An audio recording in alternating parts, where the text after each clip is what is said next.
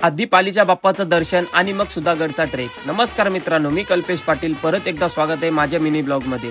सकाळचे 5 वाजले, पटकन उठलो, तयार झालो. आधी ओट्स बनवायला घेतले, ओट्स खाल्ले आणि लगेच एक स्कूप व्हे प्रोटीन पिला. रात्रीच आईने माझी बॅग भरून ठेवली होती. सकाळी तीच बॅग घेतली आणि एका नव्या प्रवासासाठी घराबाहेर पडलो. बाईक स्टार्ट केली आणि लालबागच्या राजाचं नाव घेऊन प्रवास सुरू केला. थोडा पुढे गेलो, रोहन आधीच तयार होता. त्याला पिक केला आणि आता आमची A1 जोडी रेडी झाली. बाकीचे मित्र 4 व्हीलर मध्ये आणि आम्ही दोघं बाईकवर. तेव्हा सतत डोळ्यासमोर आले आपल्या सगळ्यांचे प्रेरणास्थान श्री छत्रपती शिवाजी महाराज. महाराजांचं दर्शन घेतलं आणि त्यांच्या आशीर्वादाने पुढच्या प्रवासाला निघालो. आणि काही अंतर पुढे गेल्यावर लागलं गणपतीचं माहेरघर पेन हमरापूर. रस्त्याच्या दोन्ही बाजूला बाप्पांच्या सुंदर मूर्त्या दिसत होत्या. बाप्पांच्या त्या सुंदर मूर्त्या बघता बघता आम्ही पुढे जात होतो.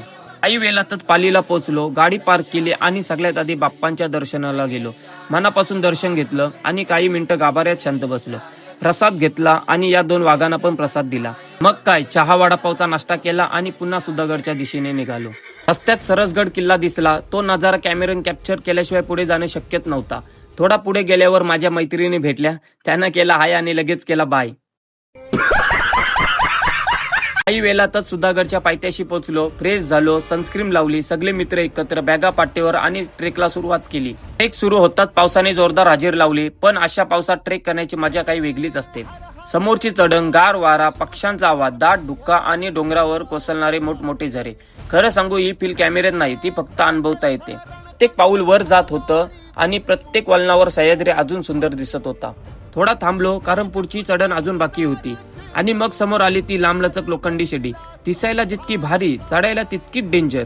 शिडी पार केली, पुढे पायऱ्यांची वाट सुरू झाली आणि शेवटी समोर आला सुधागडचा भव्य महादरवाजा. रायगडच्या महादरवाजाची आठवण करून देणारा हा दरवाजा आजही तितक्याच अभिमानाने उभा आहे.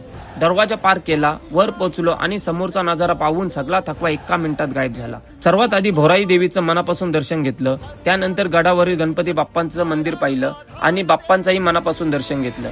पुढे गडावरील मोठे तलाव पाहिले. गड फिरत असताना कातलात कोरलेल्या महादेवांची पिंड दिसली. त्या कोरीव कामाकडे पाहतच राहावं असं वाटत होतं. मध्येच एक माकड गप्प बसलेला दिसला. मग काय, त्याला घेतला ना आपल्या मिनी ब्लॉग मध्ये. सुधागड वरून दिसणारा तैलबैला किल्ला, धुक्यातून दिसणारा तो नजारा डोळ्यात साठवून ठेवावा असाच होता. गडावरचं प्रत्येक ठिकाण काही ना काही इतिहास सांगत होतं. असं सांगितलं जातं की पूर्वी या गडाला भोरपगड असं म्हणत. श्री छत्रपती शिवाजी महाराजांनी या गडाचा राजधानीसाठी विचार केला होता.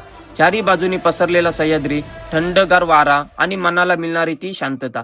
बस काही क्षण तिथेच बसून तो नजारा डोळ्यात साठवत होतो.